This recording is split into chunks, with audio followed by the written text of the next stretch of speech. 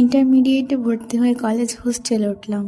আমার রুমে মোট ৮ জন ছিল, আর আমাকে একটা মেয়ের সাথে বেড শেয়ার করতে হতো।